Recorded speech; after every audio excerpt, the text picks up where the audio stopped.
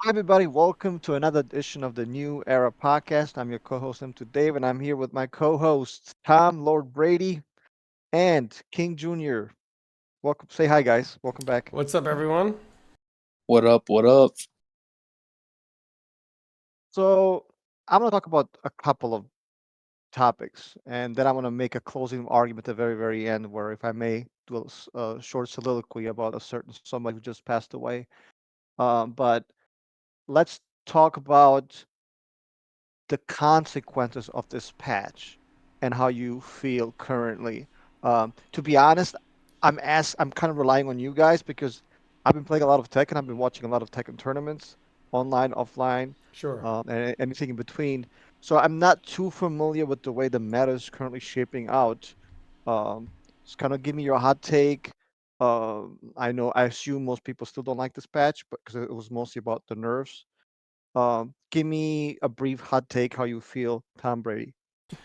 I feel like this patch was incredibly disappointing to me, just simply because not because of nerfs. Like nerfs are part of fighting games, but generally when developers just constantly take, they also give either to the characters they took from other areas or they shake up the meta by giving to a different bunch of characters. And now it's kind of like, well, wow, these characters that were really dominant are not as dominant, but still okay. But now these characters that are kind of crappy and hardly ever used, now they're going to get used a lot. You have like a fresh coat of paint, or as Bruce Pritchard would say, if you guys listening to this podcast ever listening to something to wrestle would say, a fresh paint of coat. It just kind of it has that, like, you still, it feels like a new game again, or you have that exciting feeling on patch day.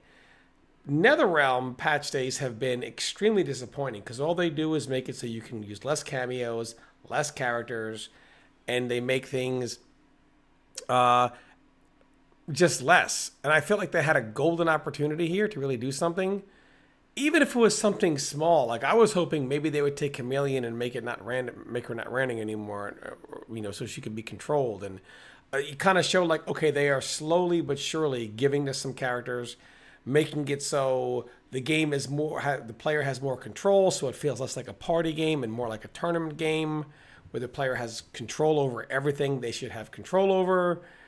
And they just they I feel like they just missed on every possible opportunity, not just in the nerfs.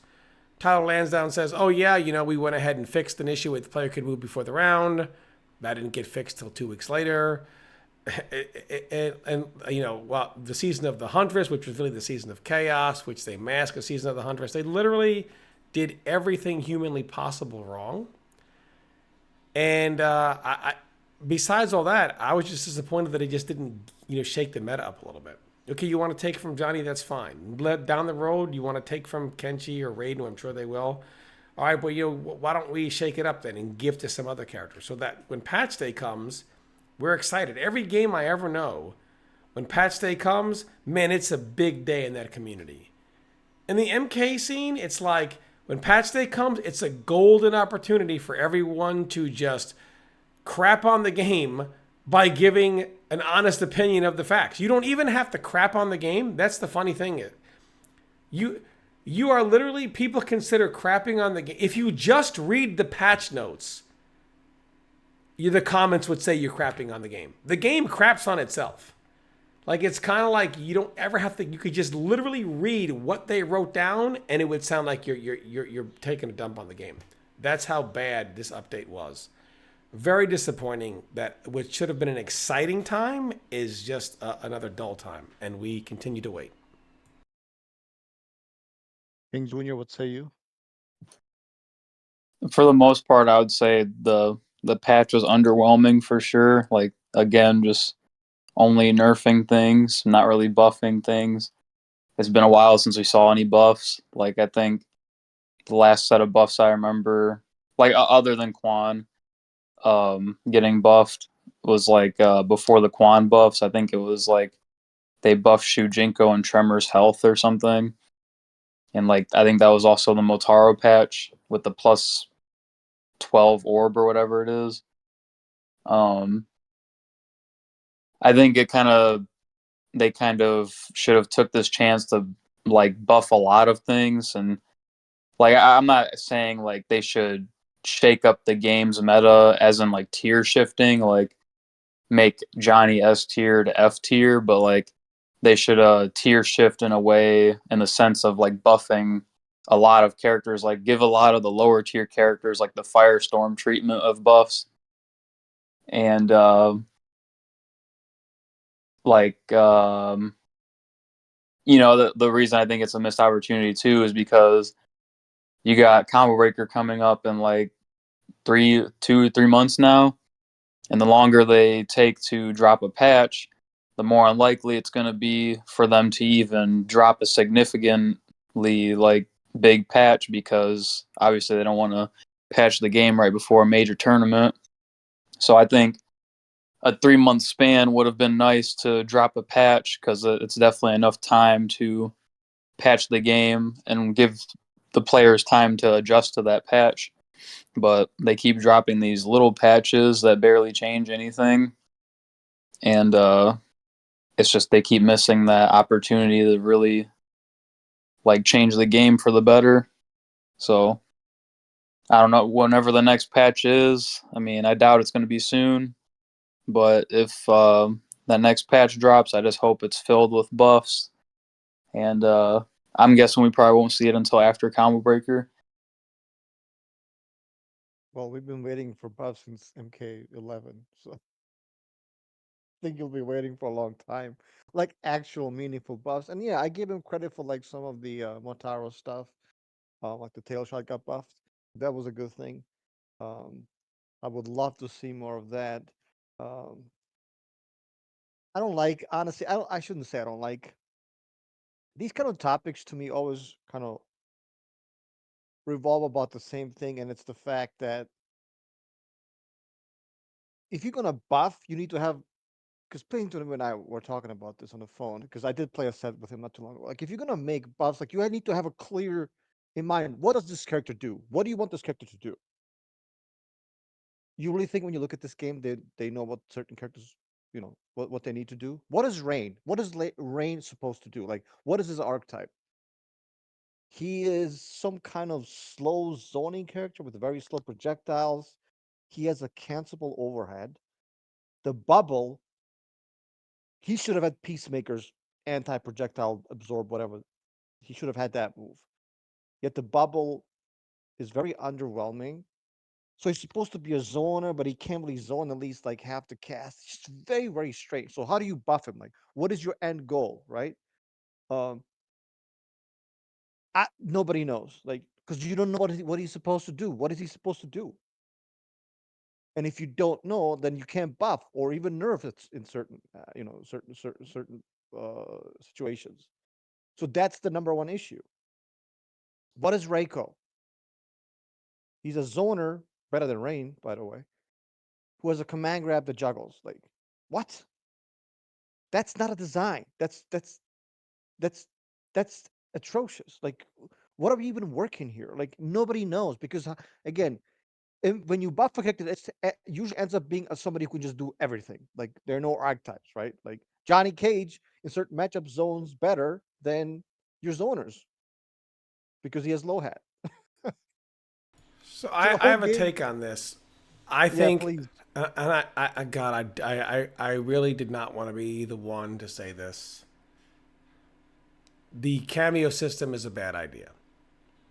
Well, obviously, The game walks in between the realm of wanting to be a party game and simultaneously a tournament game at the same time. You don't have the crazy Cameo stuff because, as we've always discussed, at least in private, NRS is afraid of making a broken game because they don't realize that the problem has never been they don't give power, and that's the problem. Oh, we give too much power. Problem is they don't give common sense. You've brought up before they can make a good projectile, but what do they do, Dave? They make it so you just MK projectiles pass through each other. They don't clash. So when you make a character who does fireball, fireball, fireball, boot, shot, shot, shot, shot, shot at light speed, well, now you're just doing a trading war. You know what I mean? Like they don't, why would you have a light speed projectile in the game where fireballs pass through each other and don't clash? Why would you have a armored launcher that's overhead with a 50-50 low armored move and make the armored move, push back at only -12, so it's basically safe? Like they don't. Why do you have fatal? So they don't understand that they're in the past they've been great at giving power. They just don't apply common sense. So I understand that. In this game, they want to be really cautious.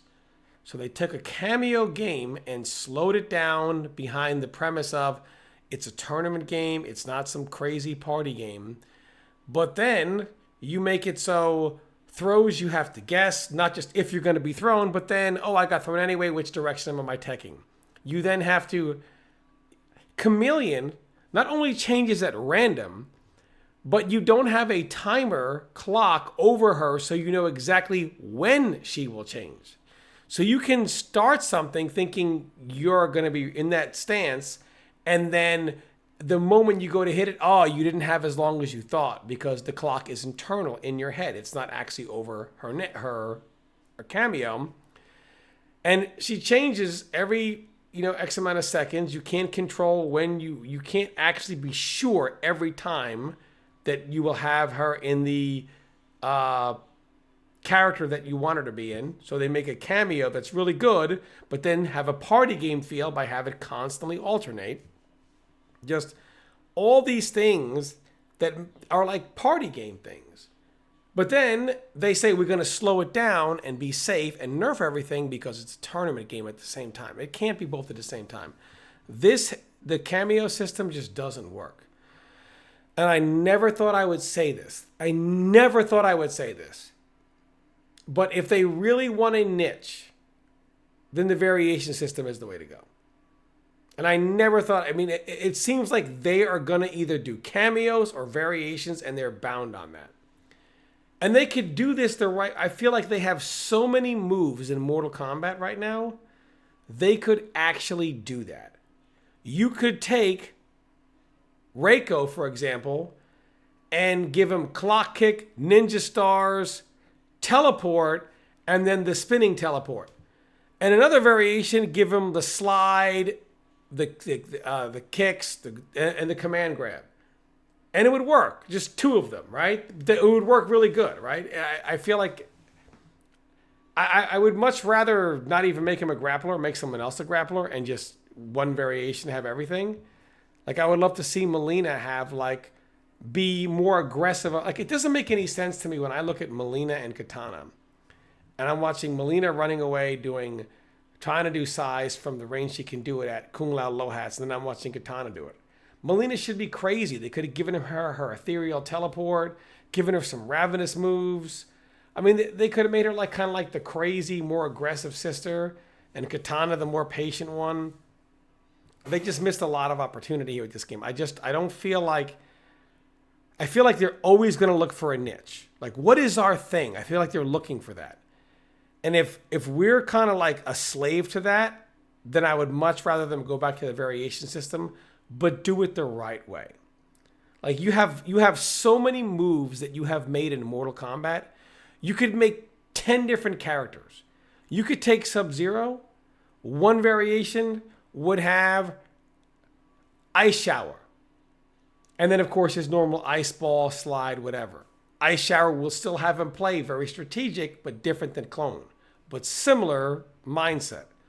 Then one would have Clone, and the other would have Ground Puddle. But a good Ground Puddle. Not a crappy one or a broken one, but a good one.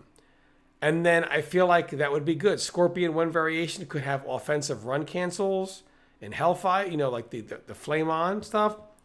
Other variation, it could be more about Teleport Punch, where the EX1 launches and he has Teleport Punch cancels.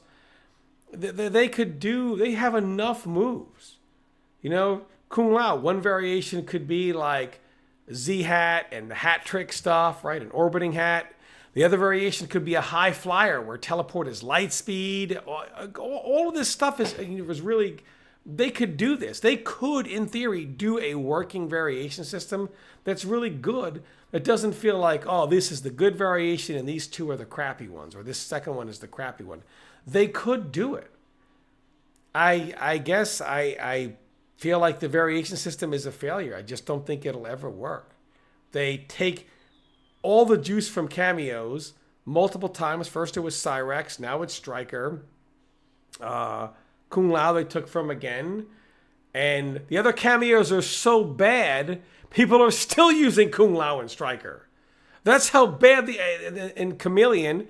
And Chameleon, if you could have control, if it wasn't a party game type of feel, and you could actually control when she's in what, would be the only cameo ever chosen ever.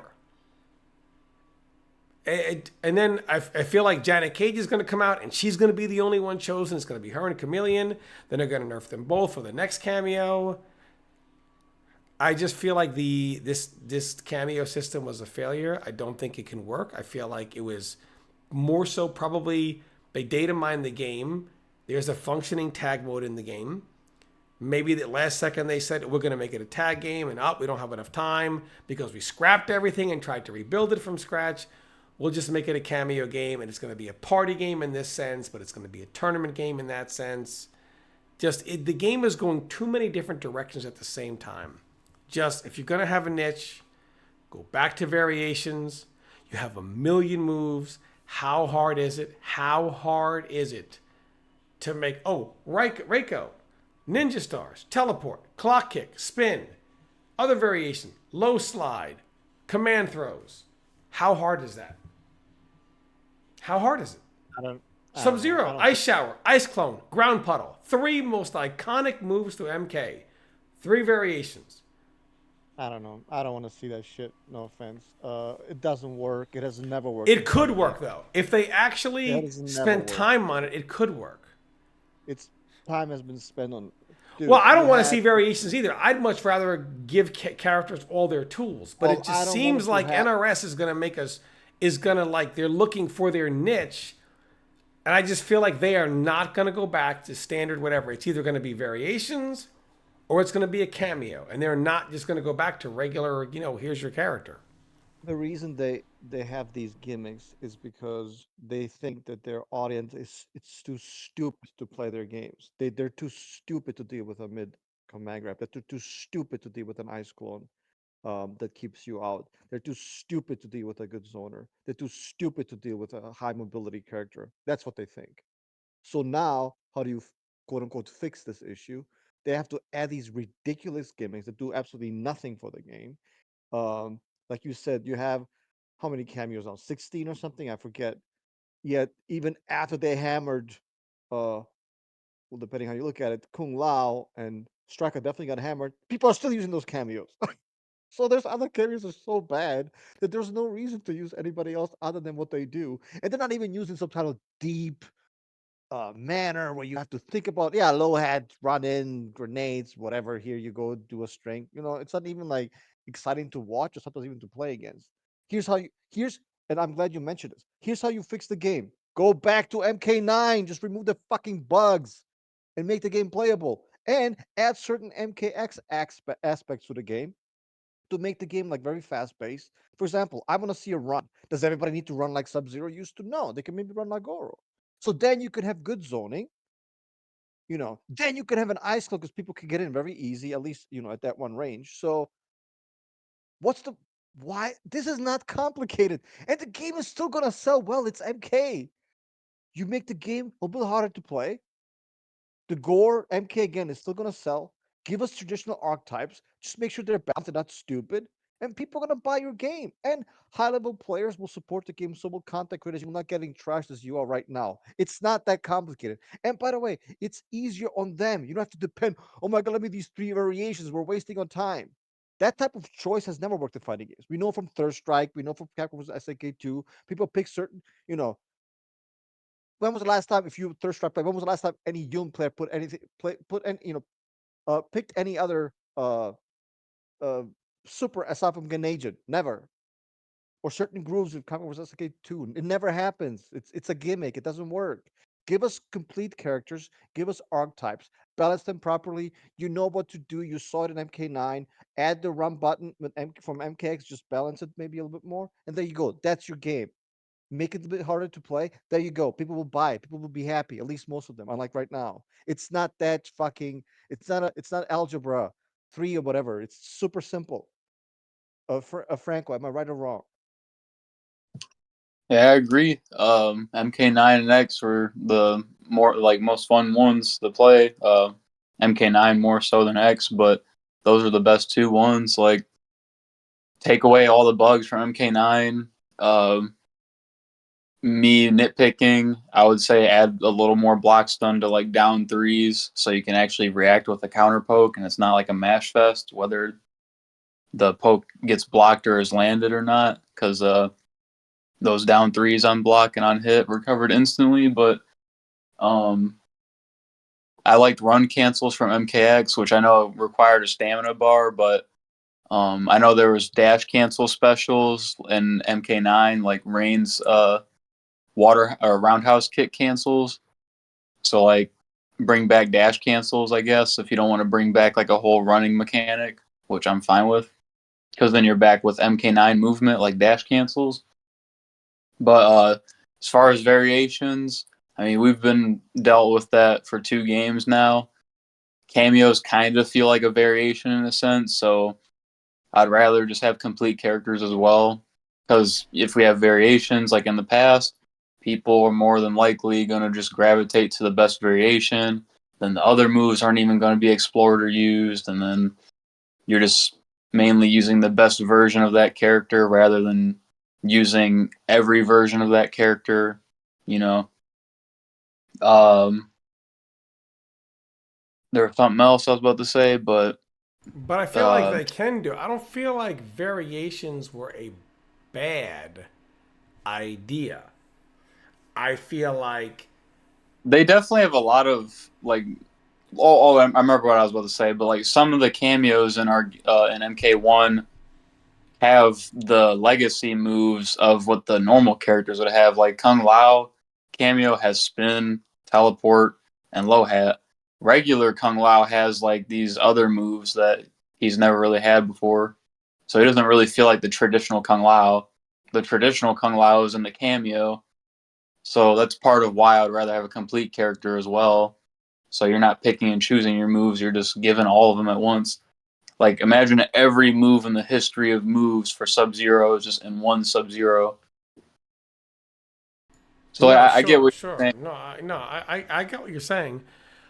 I guess Like I know some characters have more iterations of themselves than that's others. what I Like mean. Some characters just have more moves than others, and I feel like they can do it. You know, I feel like they can do it. yeah, But there's then, but only then three some versions. characters don't have enough, I guess enough iterations of themselves. That's the problem. The problem when it comes down to is there are many characters that you can do it for and you can have it work.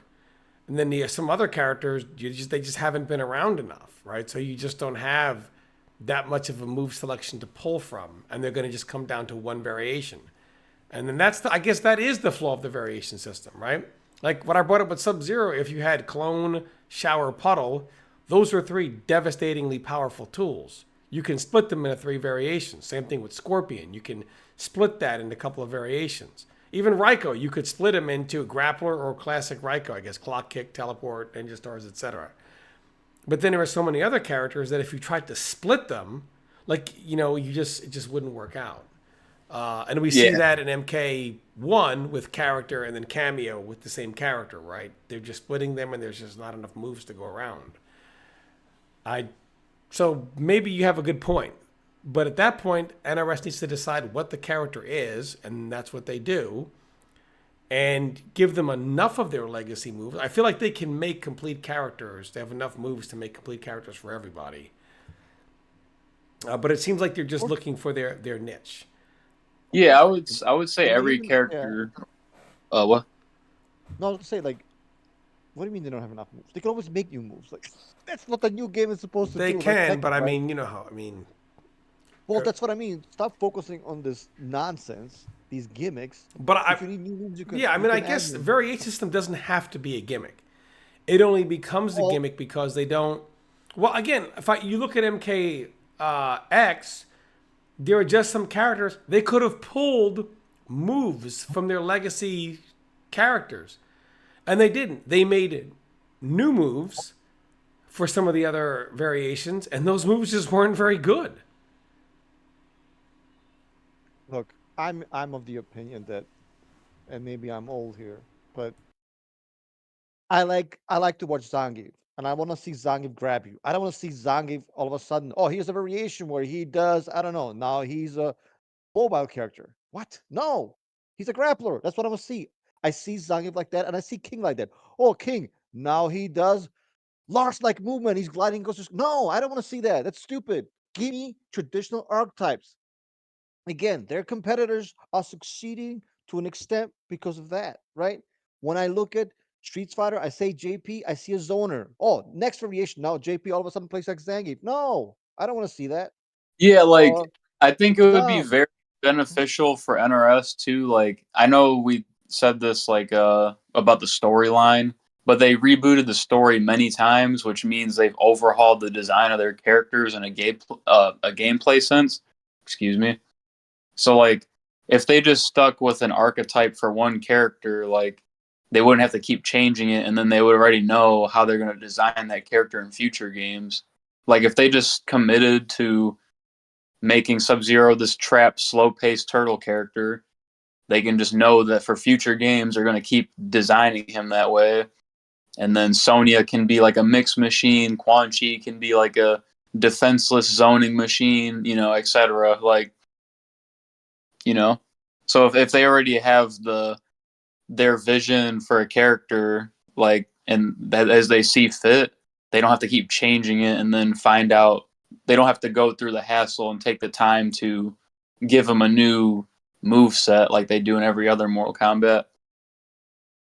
Well, part of the reason that, at least competitively speaking, the most drama, the most involvement from the community was in MK9, right? Because people, whether people want to hear this or not, I don't care, but this is the truth. This is how it was.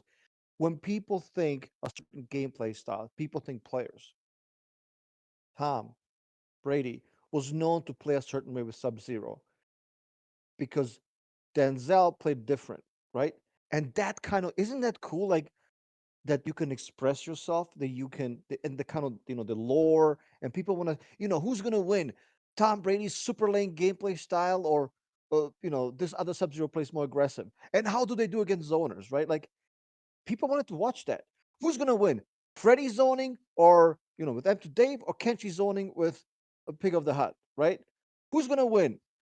The story writes itself. But with this game, like, who cares? There's nothing to say. Like, yeah, Sonic Fox is gonna pick a top tier and gonna do some shit, and then Rewind's gonna do the same thing. Like, there's nothing. There's nothing there. What are we excited about? Like, it's boring, right? Because I wanna, at least back in the day, Sonic Fox used to kind of play it very crazy. He would pick Melina, just spin, and it would just roll rather, and it was like interesting to watch. And Perfect Legend kind of did the same thing with Kung Lao. It was interesting and it was fun to watch. Why are we watching now? Like, what, for 100 players to do one thing with Raiden? Like, everybody's doing the same thing. Like, what are we excited about? There's nothing to be excited about, right? Everybody's Yeah, the and same, right? you'll have that outcome more than likely happen if you have complete characters rather than pieces of them. Yeah, and I think that if you listen to them, if I'm not mistaken, the original reason they put something like variation in the game is because of matchups. They're like, well, Johnny, if you struggle to get in on Sub Zero's Ice Clone, here, pick this variation where you have this stupid teleport that does everything. Come on, man! Like, enough of variations, enough of cameos.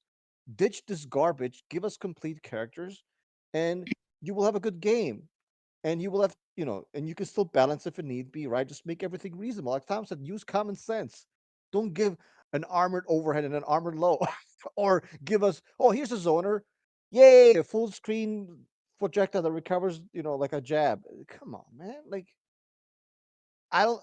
I think as much as we complain about, well, especially about MK11 in this game, the solutions actually are not that complicated. Yes, the nuances are hard to balance, no question, but like, the overall gameplay design is not that complicated. It really isn't. You It's take not a that game that people, complicated, but I mean, at the end of the day, you've still got to They've got to stop correlating casual, not that much time to play for stupid. And so they've got to stop making that correlation. But I know there are other topics you wanted to run through, and I do want to spend some time talking about the things that NRS has done right over time, because I know people are always like, you guys are so negative. And for people that say that, I just want you to know there's no way to talk about this game. Just reading patch notes comes off as negative. I think there are things NRS has done well, and I would like to kind of hit on that stuff too, and hopefully we see those things done right again. Well, I think we just actually, ironically, we just kind of did mention what they did very well. MK9 was an incredibly, inconceivably buggy and broken Yeah, but they're game. not going to Yeah, remake the games, basically. So I I mean, know, and I'm not, but here's the But thing: we what they got still right. loved it for what it was. Yeah, like at that, you have to. A lot of these older games, people forget. Yeah, like right now you guys don't play them. Yeah, a lot of the older games, they really didn't age very well for obvious reasons, right? Because they were buggy, balance issues, right? And newer games are coming out, and of course we want to play what's hot and what's trending. But what did they get right? MK9, we know what they got right. Movement was great. Uh, Character diversity was, you can honestly say, one of the best of all time in fighting games, right? Because you had Cabal. You want a character with very, with super versatile. You're gonna have to put in the execution. You're gonna have to learn how to use that character, and I don't think it was easy to use at all. Um, do you want a zoner? You have Freddy, full screen, Kenshi, more like a mid-screen zoner. You want an anti-zone? You have Smoke, one of the best anti-zoners of all time. You want rushdown, like straight in your face. You can play Cage. You want like more footsie type rushdown? You have Sonya. Um, Even like the low tiers, right? You want to like play Turtley, you can use Sub Zero. There that game has something in it for everybody. You can argue maybe like um command grab character's a little bit missing. That's true. But even then, you like have a Cyrax, like he has his command grab, and then he has like super obviously broken combos. But you have like a combo specialist. That game has something in it for everybody. Like you like a certain gameplay style, here, choose. And it's awesome. And I think that was, you talk about giving them props. I literally just said it. Like one of the best of all time. Like no question. It's one of the most diverse cast in terms of gameplay of all time. What do you guys think? yeah, but I you'd agree. have to scale that stuff for the modern era. It's like as good Yeah, as yeah, of Tekken course. 8 is, if they Yeah. brought back Bruce and his back two, you'd have the main man Sui making 1,000 videos saying Bruce's back two should be toned down. So I I mean, he think, already does that. well, not about that move, because that doesn't Yeah, but about exist. plenty others. Yeah, but I mean, at the end of the day, like I think you have to scale it, but not to the extent they have in MK1. Um, but I mean, you can. I mean, obviously they know people aren't happy. The Evo numbers speak for themselves. So, Well, what did you wanted to you introduce this stuff? What do you give him props on? well, Um, so NRS has not always been this incompetent studio, and it's not a Warner Brothers thing either. They understand.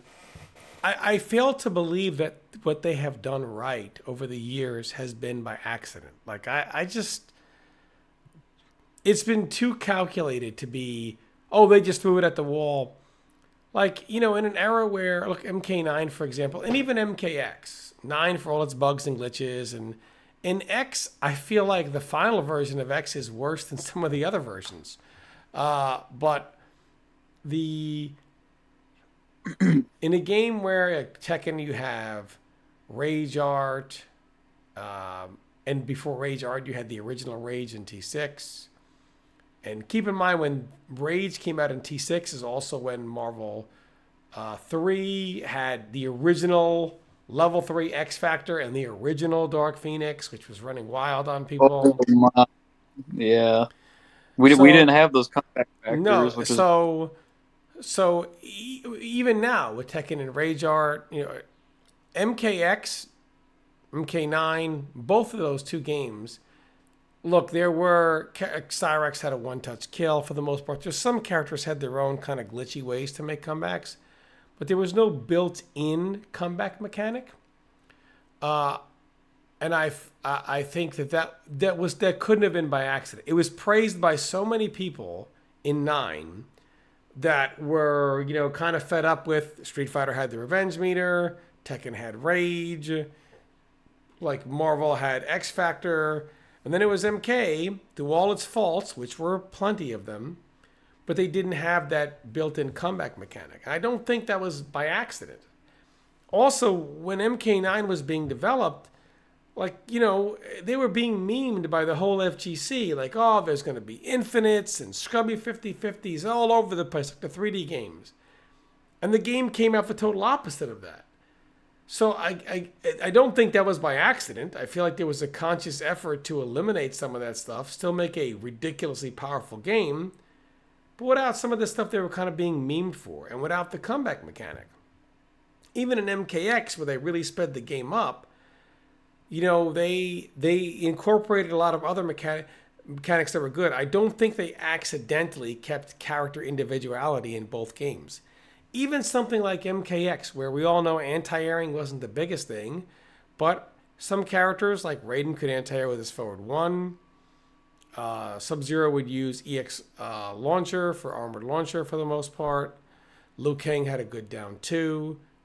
I mean, characters had, or he could, preemptively instant air fireball. I'm not saying that game was the cornucopia of anti-airs, but characters did things for better or worse individually. There was no universal system mechanic. They didn't have that lazy approach. Look, I don't want to get jumped in as much as the next guy does. Believe me, I'm a defensive player. I hate people jumping in at me. But up block is not the answer. It's a lazy mechanic. It's, jumping is too good in MK11, rather than maybe scaling down the massive hitbox on the jump in and then give characters their own individual ways to do with it, while still incorporating up block as a way to punish overheads that would be safe, like Smoke's low into overhead, things like that, Raiden's overhead that's safe. Oh, well, we'll just say it works on jump ins too. So it's a lazy answer. Even if you don't react to the jump in, even if you don't expect or react to the jump in, because it's just a block, it's always available. It's just a lazy way. Everyone does it the exact same way. But they weren't always like that. And I don't think that was by accident. They have, in the past, done many, many, many things extremely well. They were the absolute MK characters. Mortal Kombat special moves were some of the most creative and over the top. People always say gore sells in Mortal Kombat. Gore has not sold Mortal Kombat since the Senator Lieberman Senate hearings. This is an era where kids load up FPS games and blow somebody's face off in 4K. I assure you, there are many, many kids who are long desensitized to fatalities. The shock factor of them is gone. The gore factor does not sell the game at all. 0.0 of the sales of Mortal Kombat have anything to do with fatalities and gore. In fact, they're more of a hindrance. We have to put them on YouTube or to stream them. It's a real pain now to do that. So I think their characters, their specials, their story, everything about that was great. They butchered the story, butchered the characters.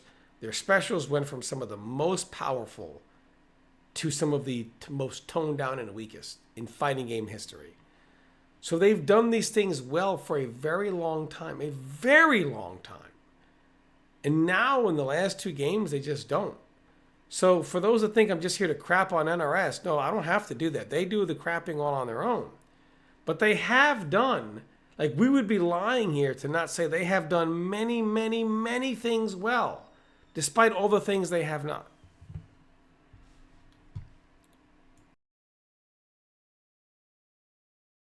I don't know. I think you're right, and I think you also have to give credit to MKX when they literally. I mean, they tried to overhaul the game at the very end, and that was controversial. But when they overhauled the online, I think arguably, not arguably, I think it was in fact the first fighting game with a playable netcode at that time, and I'm sure it cost millions. implement such system. And the online, even to you know even by today's standard, it's still one of the best ever made, right? So they did an exceptional job of overhauling their online after the initial failures of it. It was literally unplayable. Capcom never did that with Street Fighter Five. It took a new game for them to do that, right? With Street Fighter Six, so they get massive props for that as well. Franco, what say you? You guys took some of the props I would have gave, but I think one thing I can name is the skins that you can purchase that support the crowd funds, like the blue Sub Zero skin. I forgot what it's called. The uh that Blue Steel Sub Zero. yeah, Yeah, Blue Steel. Blue Yep. Steel. That was pretty cool. And it was a good looking I skin think too. It was a really cool skin. yeah, they were. It was a quality skin. It was a really good looking one.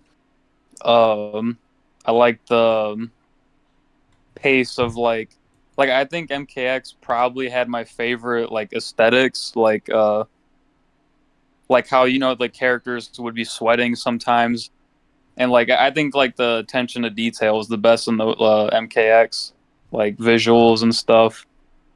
But Hmm. one other thing is I really hope they I know you mentioned the jump kicks and the up block, Tom. Like I really wish they would tone down the jump kicks and make them to where like you would pause in the air after landing one, Or so just they you just couldn't. don't have to be as they don't have to be as it's They're like very it's the they're collision is very impressive. massive. It reminds me of like you didn't play They're KI, very Franco, impressive. but anyone that played KI for Xbox One, the original Saberwolf Upclaw that had that massive collision. That's kind of like what a jump in is in Mortal Kombat. The jump ins have huge collision, and the moves we use to stop them have a very tiny collision. And the reason why Yeah, anti-airs worked in 9 was that the jump ins just did not have the collision of the jump in matched the collision of the moves being used to anti-air them. yeah, and the thing is, like, the jump kicks in MK9 and X, like, if you landed them, they would pause you, like, your jump kick would pause in midair, and you wouldn't be falling down with your jump kick, Oh, which when it got allows, blocked. Yeah, yeah. You mean when it got blocked? You mean? or if it got hit, like, Okay, yeah, unless you yeah. did a deep jump kick, you would be, like, you would get stuck in Unless it midair was for a a deep second. jump kick, you mean? It had to be a really deep one, like when you're low to the ground. Yeah, Yeah, yeah. I see what you're saying. Yeah. and then in MKX, you couldn't do that, like, jump kick, like, that deep jump kick thing. So, like, the way I see it is, if you wanted that deep jump kick reward, you have to leave yourself in the air vulnerable and do your jump kick very late. Like, sure, the jump kicks are usually harder to anti-air, but most of the time they wouldn't get a high reward unless they did the deep jump kick, which then they have to delay their jump kick, which leaves them vulnerable to an easy anti-air. So it's like, do you play the mind game of anti-airing them early to stop their deep jump kick, or do you respect the early jump kick, but they get the low reward? And then obviously jump punches are like the jump attacks you want to try to land for easier combos that don't involve like picking up your combo off a jump kick, but jump punches were usually easier to anti-air unless they were like spaced correctly or crossover jump punches or something. But yeah, I wish they would stop making the jump kicks the way they have been making them since 11. But yeah, those are my props for the MK games. The skins that profit for the tournaments, and a lot of them were good looking skins, and the aesthetics of MKX and the overall like flow or feel. For sure. And I think, yeah, I just like the way MKX looks like. It looks like yeah, I'm kind of playing this gory, mysterious, like dark fighting. It just gives you that feeling that I think both MK11 and MK1 really don't. And even honestly, not even MK9, was not to that extent. And I think that does deserve to be recognized. Like, On is that controversial of me to say with MKX? Like the visuals and the aesthetics? No, not at all. I agree with you 100%. I think that game, it just kind of looks dark. almost looks like a little bit mysterious, which I think a gory fighting game should look like. And the stages are also like all these, like just kind of dark environments and mysterious. Like I really like it the most out of any of the games. And something I also want to give him props on, and I'm while also criticizing Tekken. Before I got on, I was watching a Mike Hollow video, and Tekken 8 is Harada and Murray specific are playing with fire. Here's why. And you're not even MK1 has this issue, which is amazing. Is the pluggers, the the cheaters, they're very, very for some reason, I think I know what the reason is. They're very hesitant to punish them. Um, by punish, I mean actually take away their points and giving it, just not even giving anything to the winner, right? Because they pluck, they should lose their points. They refuse to do that. They refuse to even acknowledge that that might be a solution to the problem. And Mike Hollow's probably saying like it's because of money. They don't want to punish a lot of people who do it. I don't think it's the majority. I think Mike Hollow maybe a little bit exaggerate. When I play, it's maybe like 2 or 3 out of 10, which is still a lot, but at least to me it is. But why they refuse to do it is absolutely ridiculous. Like, and they need to be crushed for that because uh, when I play the game, or anybody else for that matter, I'm trying to learn. I'm. Why are you quitting? And also, why isn't the game first to two? Like, you should be locked into that set. And if you leave early, you should get your points, deducted. Because isn't rank supposed to stimulate the offline, the tournament experience? So why is this designed so so poorly? Um, And again, I think they're doing it because Tekken Shop just got updated. They're gonna have DLCs coming up very soon. I think they're trying to keep the player base very, very high, and they're not trying to punish those people. Even MK1 that has a disastrous, at least at one point had a disastrous online game, online gameplay. Even at least they got that right. You telling me, you know, that the Tekken development team, they can't get it right. Like, are you freaking kidding me? Get out of here and fix that shit next week. It's so freaking annoying. And again, at least MK1 got that part right. Um, Tom, I don't know if you saw the video that Michael, I think he uploaded yesterday on this issue.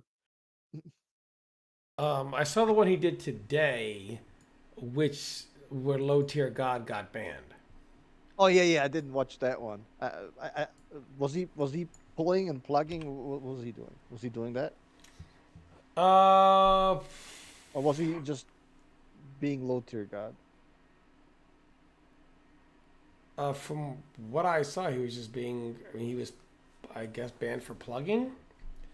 Yeah, okay. So it has been done. They have banned someone for plugging. They have banned players.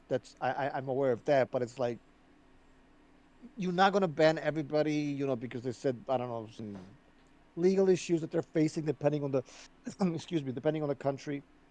But I think they overcomplicate. Like why this is not that complicated of an issue. It's very simple. They plug, remove their points, and guess what? They won't do it again.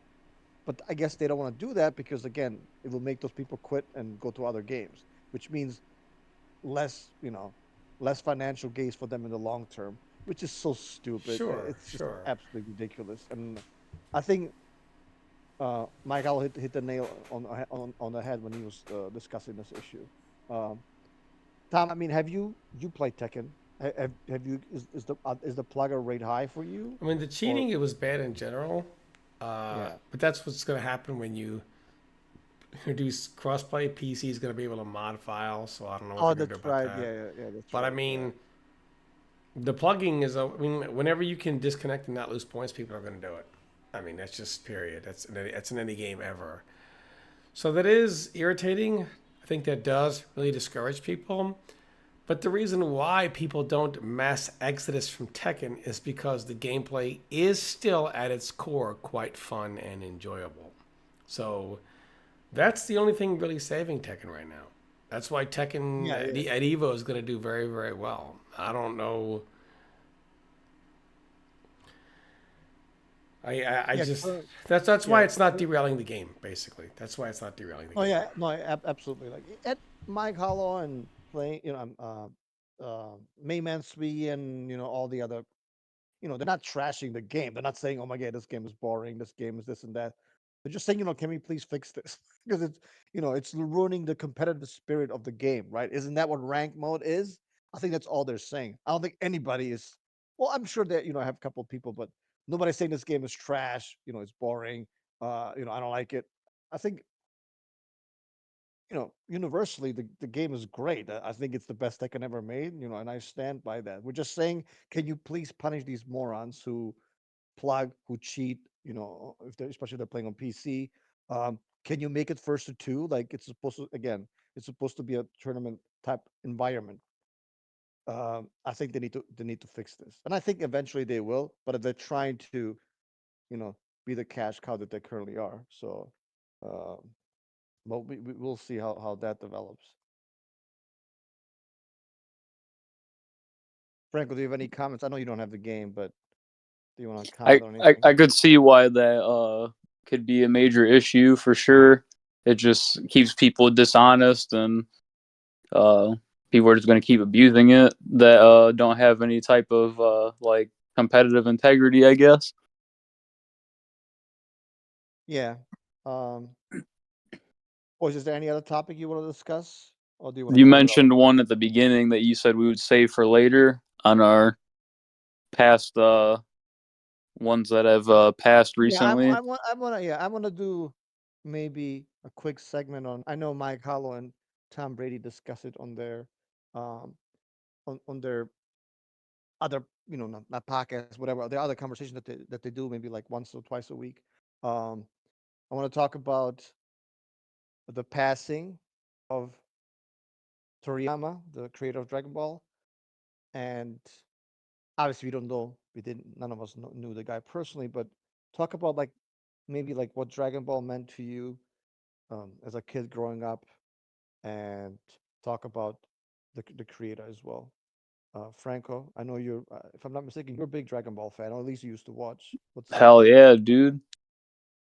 Yeah, it's just crazy because he only died at I think 68, Yeah, he wasn't which even that old. Yeah, I think the Japanese. Um, I don't know what the average lifespan is for a man, but I believe he did die a bit younger than what is the regularity in that country. yeah, Dragon Ball Z was the only anime I watched and finished. I'm not really huge on anime outside of Dragon Ball Z. I don't know if it's just like a nostalgia thing on my part. Like I've watched many other animes and like I've started other animes, but I don't know. I wouldn't really say I just never enjoyed them enough to finish them. But I don't know. Maybe something nostalgic just made me stick with Dragon Ball Z. Uh, but yeah, like a lot of my friends like it. Uh, it always had like a lot of those motivating scenes, and like Goku is like a very positive protagonist role that like a lot of people look up to, even though he's just a fictional character. Like he inspires people to like work out, go to the gym, or push like your barriers past their limits, and all this other positive stuff, pretty much. And like it was like when the actor, like the English actor of Frieza died. Like when me and my friends found out about that, we were like heartbroken. We were like, dude, who's gonna like nobody could play that role of the English Frieza like that guy did. So to for Toriyama to pass, like is even like just another tragedy for us all that enjoyed watching and bonding over Dragon Ball Z together. Is like we gave him like a little spirit bomb energy to Toriyama to pay tribute to him.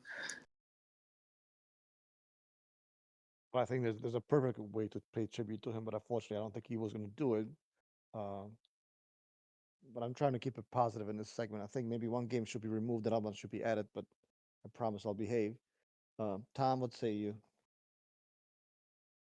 Um, So for me, I didn't grow up on Dragon Ball. I was already a teenager when that really, um, when it became popular over here in North America for the most part in the 90s. I know Dragon Ball is older than that, but it became popular in the early 90s over here in the States. For me, as a kid, like most kids, it was, comic book characters, not manga at all. I'm old. So for me, I was always a Superman guy, always. I feel that the similarities between the two of them are very similar, besides the fact that Goku is not as fast or as strong as he needs to be at all times for infinity, basically. Um, Goku, to me, is to this generation what some of the classic heroes were to the generation before that. The Dragon Ball's reach on modern culture is huge. Like comic books in general, like to me, Superman is influential because he's the first superhero that actually stuck. Superheroes comics were washed, they were dive, couldn't make any money.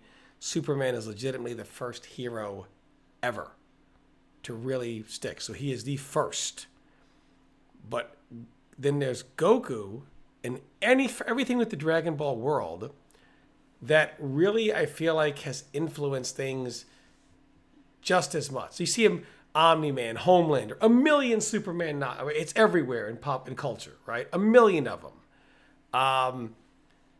And Dragon Ball, the similarities. I mean, not similarities, but I mean the influence that Dragon Ball has had in not just gaming, movies, other anime, uh, just pop culture, and it really influenced on people's lives in general. Like Mike Collar talked about, like how it was an inspiration to him as well. To train, to better himself, etc. Goku into Dragon Ball, he was more than a sketch on a piece of paper. He was an ideal. He was about working hard to achieve big dreams. Nothing was impossible. And he really inspired people to be the best that they could become. So it went far beyond, a drawing on a piece of paper. I think Evo should have Dragon Ball. I mean, I hate it because I don't want it to seem like, because they're going to make money off it, people are going to show up. But I feel like just to honor what a huge influence Akira Toriyama had in so many ways worldwide, I feel like they should at least have it there. If not remove Mortal Kombat, at least add Dragon Ball, all things considered. I feel like it would be an extremely entertaining tournament and the best way to send Dragon Ball out. I agree 100%. Before I close out, I want you guys to tell me who's your favorite character in Dragon, and not obviously not just Dragon Ball, but not just Dragon Ball Z, but just Dragon Ball in general. Franco? It's always been Z Broly, but a contender for Z Broly would be Jiren.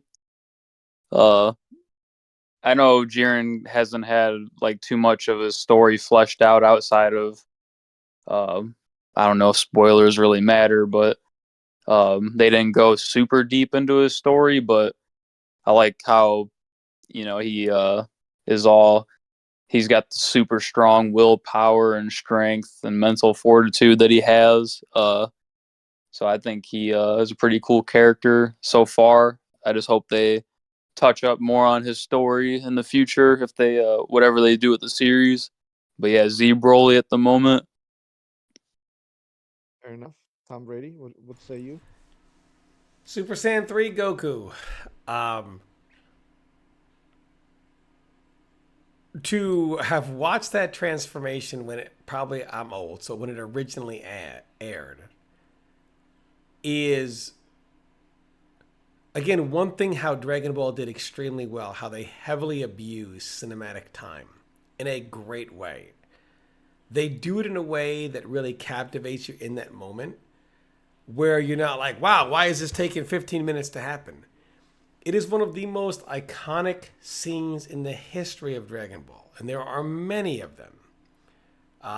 Even the original Super Saiyan 1 transformation against Frieza, which of course they seriously, the American English dub seriously mistranslated that line. But I would say Super Saiyan 3 Goku. Well, I Oh, go ahead. sorry. Z Broly as a character is probably my favorite, but like I guess one of my favorite moments of the show would be the Majin Vegeta scene. That was a very touching moment, like his sacrifice. That was really awesome to see because like Vegeta's usually seen as like the asshole training buddy, like that's always rivaling Goku, and he's like self-centered and all that stuff. But his Majin arc was like really awesome. Yeah, which kind of changed him forever, right? Because he was never like, you know, quote unquote evil after that, right? Or Yeah, he he was always seen as like selfish or like all about himself and all that stuff. Kind of more villainy. correct.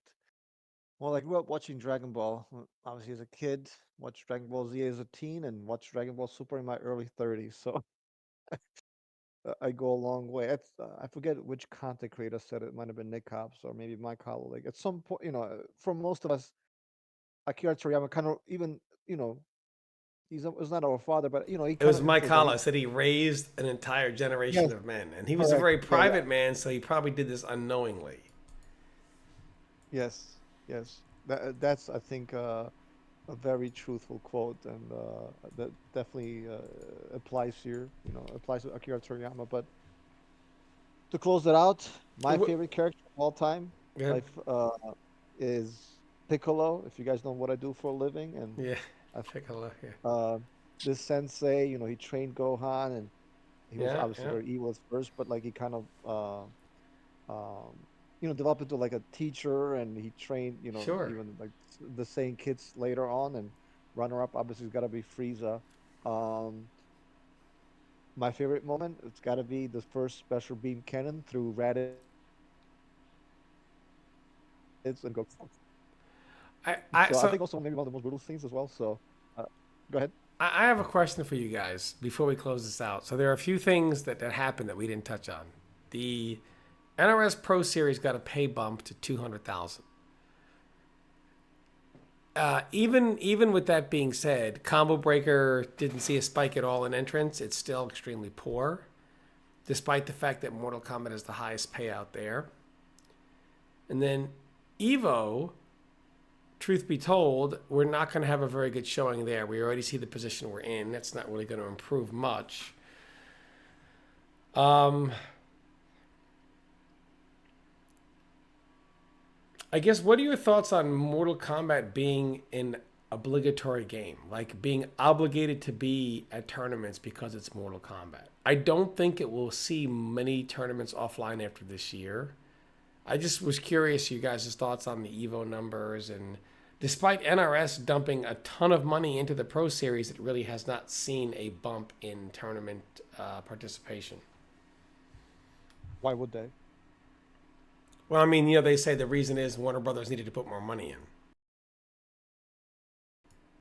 If your developer doesn't communicate, entirely ignores feedback for gameplay, gameplay feedback, doesn't even care, doesn't even address it. They're too busy talking about, I don't know, football, political issues on Twitter. Um, when your online took 2 months to fix, the main rank one that people are supposed to level up didn't work. Um, when uh, when you do nothing but nerf, and at least in this batch, and you buff nothing, True. and when you ignore your high level players again, and you advertise the game for casuals, why would you see a spike? This is the most obvious thing in the world. Why the numbers low? Well, that's why. Uh, I think the reasons are self-explanatory that they don't even need to be talked about, in my opinion. Do But you Fred, think could you Yeah, this comment? is the last Evo for MK1? Well, if it's not, then I know at some. I'm sure Namco pays you know the staff at Evo, and I'm sure all fighting games do to get marketing. And if they do, there's nothing wrong with that. That's fine. But I wouldn't be surprised if NRS, if they release a new game, then of course it's not going to be, because nobody's going to play this game. Uh, if if there's no new game by, no new NRS fighting game by next year around July or August, whenever Evo is, I don't know, and honestly, I don't care because why should I care if they're not going to address my feedback? Why should I care about the game? And why should many others either? Not encouraging people not to play the game. I'm just saying this is how most people feel. And again, I think the reasons are super obvious that I think they don't even need to be mentioned. yeah, I think like I mean, as far as whether it'd be at Evo next year, I don't know. Like, cause it's far from now, and they could maybe do some changes and within that time, but I don't know. Like, I'm just a hopeful person. But when your game launches the way it does, like MK1 did, like I don't know if you guys would compare it to Street Fighter V's launch, or if it's not I that agree. bad, honestly. It was pretty bad though. When you have a launch like MK1 did, and your patches have mostly upset or just underwhelmed the competitive scene, um, for the game to be dragged on for this long in this state of nerfing, I remember tweets from pro players, like high level pros, like just being underwhelmed by the patch or criticizing it, giving their thoughts on it. Like, um, there's definitely credible names that have posted their opinions, and most of them being like disappointed or just have some negative things to say. So I think it's mainly just the has to do with the launch of the game and the back to back disappointing patches. And it also has to do with competition, right? Because the first time in a long time they have to compete for, you know, obviously Nee's not going to play MK, and I don't see Gur joining a, Tekken tournament anytime soon, even though I might be mistaken. But the point is, you have other options. I probably would still play MK if Tekken 8 had not been released or Street Fighter had not 6 had not been released. So I think it does play a factor because now you compete, you have options. You don't have to settle for mediocrity when you can play better games. And I'm sure other people feel the same way. No, no, there's a lot kind of vying for everyone's attention. Yeah, I just kind of wanted everyone's thoughts on it But what because say you? I feel like there's just way too much out there for people. There's so much out there that if something gets stale quickly, people have no patience, so they're just going to move on. They're not going to wait a year for you to finish the game. A lot of people said MK1 was came out 6 months too early. Well, we're in month 6, so maybe it came out a year too early. Uh, I really would question how does that happen when you had this much development time? How do you need another year when you obviously know your development cycle is what it is? Um, and I know there's this small talk out there that, well, there's a lot of cope going on with NRS players are different than everyone else. They register late. These are the same people that play every other fighting game. The same Mortal Kombat doesn't have 5,000 players who don't play anything else. They only travel for Mortal Kombat and they register late. No, they play a lot of fighting games. Fighting game players play fighting games. To think that to almost make an argument that, well, NRS players they register late.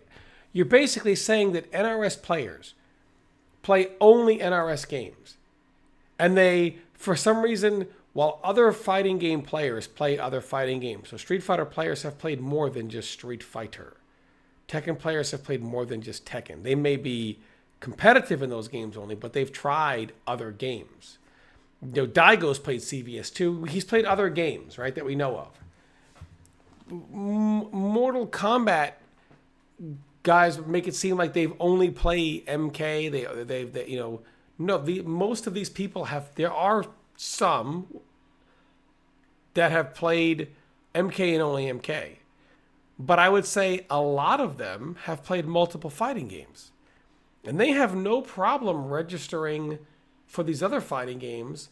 Yet for MK, they want to hold off. I mean, there were times that even Sonic Fox would pre-reg for other fighting games and register for MK, I guess at the last second, and then DQ himself and not even play. You know what I mean? Like, it's just people just don't want to play. They just don't want to play, and it's got nothing to do with MK being treated poorly at Evo, because the real truth is MK has never been treated poorly. In fact, Mortal Kombat has had the best treatment of any fighting game in the history of fighting games. Because MK never had to do, the MK scene had never had to lift a finger to get their game where it is. Outside of Shock, who carried the Northeast Mortal Kombat scene, which is why when MK9 came out, Mortal Kombat had a big scene in the Northeast and only the Northeast, because nowhere else in the Milky Way did anybody put any effort into building a Mortal Kombat scene. And what did the community do? Complain that all the tournaments are in the North. Remember that, Dave? They complained that all the big tournaments are in the Northeast. Because somebody had to work to build a tournament scene in the Northeast for the new MK game to have a scene. Other fighting game scenes had to scratch and claw for their place in the modern fighting game market. Mortal Kombat was gifted its spot. The tournament scene we know today was built in 1999. Mortal Kombat had no presence there. All of a sudden, 2011 comes out, over a decade of the modern tournament scene of Tekken and Soul Calibur and Street Fighter and Marvel players showing up, and they say, you know what, Mortal Kombat, you are the number 2 game. There is the Capcom umbrella, and then there's Mortal Kombat. Namco, you guys, you're in the basement under Mortal Kombat. MK was gifted a premier spot, and they were put on the main stage at so many majors. Evo was great to us. And I think as the interest, as NRS made some careless mistakes, and the Evo, the MKX Evo, the second Evo for MKX, where they put us on a side setup in the back, they ran our regular tournament on the regular setups. But Mortal Kombat just didn't have, a lot of people were kind of fed up with 9 months of Alien, and they're like, I'm not going to travel for this game. I mean, NRS, why didn't they fix this? And so they said, we need these setups for other games that have more interest, which is standard. It's happened to Third Strike in the Marvel era. Hey, we need these setups, man. You guys are on a side setup. It's happened to Tekken through many eras. Hey, we need these setups. I'm sorry. Remember, Dave, people used to complain that Tekken took too long. And they wanted Tekken on at 9 a.m. so that it could be over with quick. Do you remember that? Back in T6 and the MK9 era, they were like, oh my gosh, Tekken's going to take 5 hours. People couldn't wait to get Tekken off the stream. And as a result, they were on side setups, very early times. They never said they were disrespected. These communities paid their dues to be where they are today. MK, if you say, hey, you guys are on a side setup, there's not as much interest for your game, but other communities showed up bigger, or we're disrespected. Why? Our top 8 is still in the arena. Yeah, your top 8's going to be at 9 a.m. because you have the least amount of people that want to show up to watch you play this game right now. There's not enough community support to warrant a late time. You're not going to, if we're going to put a game on late, we want the arena packed, where it'll be prime time on the East Coast. Disrespect. Why? Why disrespect? MK has never been disrespected by Evo even once. What a Mortal Kombat player considers disrespect is we need to have premier treatment because it's Mortal Kombat. We don't work for it. Even, look, if you don't believe me, what do they say? Hey, show up to support your game so someone else will pick you up and put you in their league for big money. No, no, no. We're not going to show up until NRS pays us to. Lazy. They don't want to do a stitch of work at all to build their scene up and then complain if they don't get prime time treatment. Well, you had it for years and years and years and years. And I'm not even blaming you because this is the NRS fault because they need to make a product that you want to show up for. But it's not Evo's fault. This is just cope to avoid putting the fault where it belongs. NRS and the game itself. So when people say, oh, MK players, that's not true. They didn't register late in MK9. They didn't register late in MKX. They didn't even register late in the beginning of MK11. MK11 had 700 some people at Combo Breaker. They didn't register late then. And I find it funny that when MK is crushing the pre-regs, we had a co-host who used to rub our face in it. Rub our face in the pre-regs in early MK11. And now when this is happening, well, you know, they sign up late. No, they don't. It's garbage. So anyone out there who believes this is because, where they're treated poorly, they've never been treated poorly. Never, never, never been treated poorly by Evo. Never. That's just their own self-entitlement, and the copium, they don't want to blame the game. They're all being true underdogs. No, obviously, I don't disagree with your comments at all. But again, to me, uh, see, building a scene, you you have to. It's not about selling the game to casuals who are gonna play the game for 2 hours and maybe like play the game next week for 2 more hours. You actually have to uh, show people that you care. Harada is writing essays on Twitter, giving you detailed plans, like literally like a slideshow. This is what we're gonna do. Um, and again, I don't always agree, and I talked about that earlier. I'm not a shill, but they tell you what they're gonna do, and they have a vision for the game, whether you like it or not, and they will communicate. And they will support tournaments. They will also throw money, maybe not as much as Capcom and NRS, but they do their part. And I'm like, who would be like, no, I don't like it. It was like, yeah, I feel like I'm welcome. You look at what NRS and WB are doing. What are they communicating on Twitter? They don't even advertise their own tournaments. Like it's almost comical. So of course, like people don't know, they're not interested. So why would you register when the developers don't seem like they care? When the publishing company seems like they don't care. So why would you register, right? Like there's no encouragement, there's no support. Again, I think these reasons are super obvious. So when people ask me, man, I don't understand why MK has low numbers. What do you mean you don't understand? Like it's literally written on the wall for you. Just look what it says, and you will understand. So that's kind of where I stand. And again, I'm not surprised at all. And I agree with Tom. I don't think the numbers are actually going to go much. Going to go up that much at all. You have Third Strike, who's what Tom, 25 years old. What is it? I don't even know. Uh, that has more Yeah, numbers. late 90s, late 90s. Yeah. So that has more entrants than your game. And it has everything to do with NRSW. It's all their fault. It has nothing to do with, oh my god, late registration. The players are lazy. They're making excuses. What? No. It's all NRS and it's all WB. It's all on the companies. Not players' fault at all. Well, if I may, I guess this would be a good time. Uh Guys, please let us know what you think. Uh, about the topics that we discussed in details. Again, let us know what you would like us to discuss next time. Feel free to comment on Mortal Kombat, obviously the Tekken stuff we discussed. I know many of you play Tekken as well now. So let us know, what you think. And we will see you guys in the next episode of the New Era podcast. Thank you for listening, and thanks to Tom for recording and putting this on his channel. Rest in peace, Toriyama. Rest in peace. Thanks, everybody.